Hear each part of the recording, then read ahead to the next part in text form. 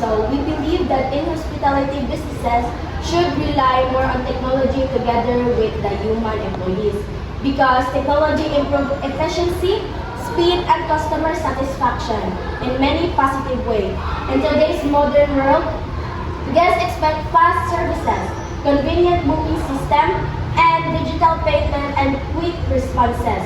So technology helps businesses provide these services accurately and efficiently.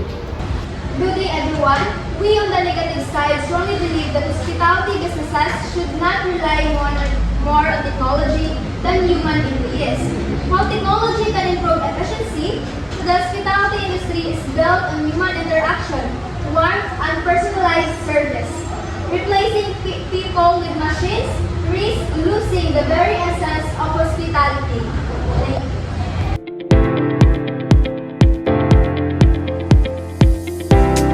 So, mas pagaya man sa opposing side na mawala ang human touch sa hospitality industry pag mag-use of technology or AIs.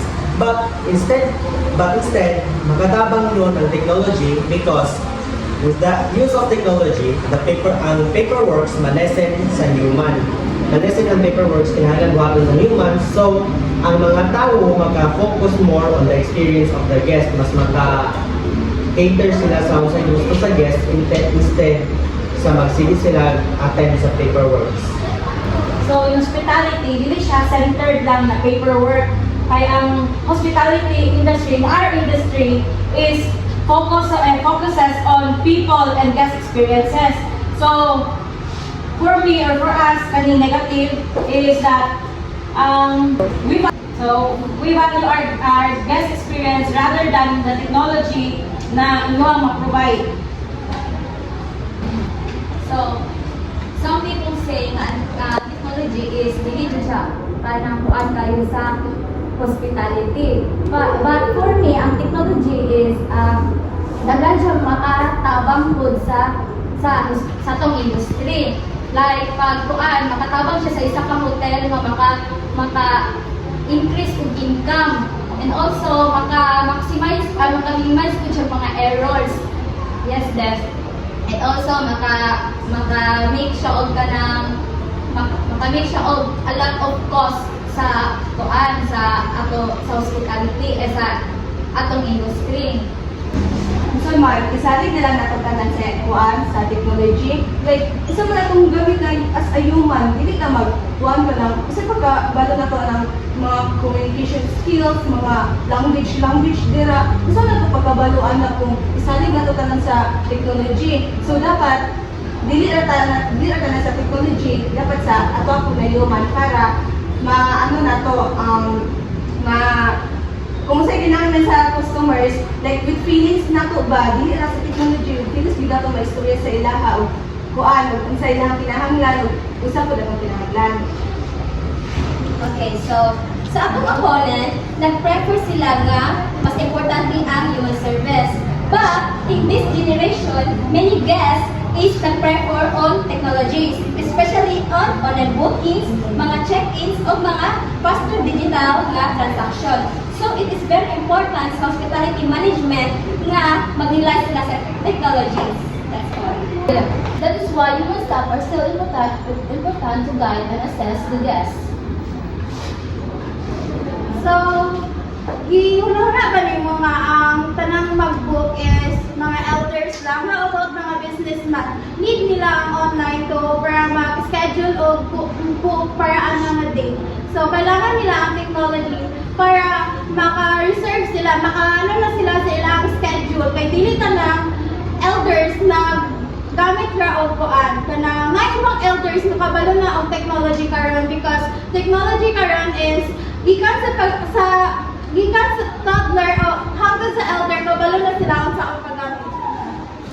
Dili lang about sa check-in. What about sa mga kuan, sa mga services nga ilang gihatag? Kung saan man nila pagkuan bi, nga ang robot makahatag naman siya o access through online. How about sa interaction sa tao, sa mga guests para makakuan sila?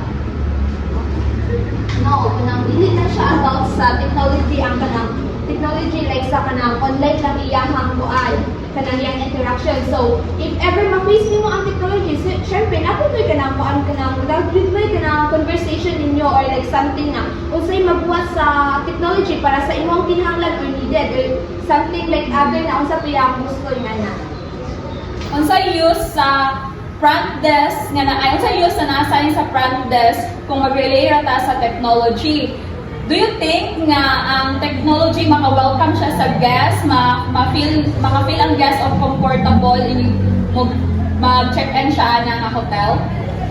With all due respect, technology doesn't replace human or hospitality staff. So, ang ibuhat sa technology, which is, ilang ginabangan ang mga staff na mas makadali ilang trabaho. For example, one of the example of technology via is robot. So, kung we talk about robot, so, ang robot, dili makafeel og tired. Dili ka po yun ang robot. Walang staff, ka po yun ang staff. So, ang ibuhat sa technology is, makadali ang mga hospitality staff.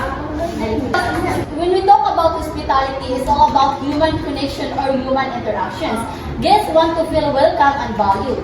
So machine cannot show empathy or understand emotions like people do. So without human employees, services become cold or less meaningful. So therefore, technology should not replace the human employees.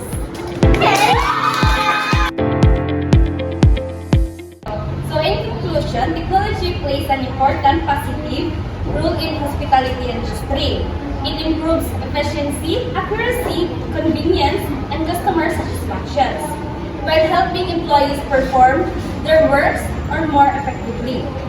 Although human interactions remain essential for technology, and employees work best together as team. Hospitality business should embrace technology, not replace people, but strength.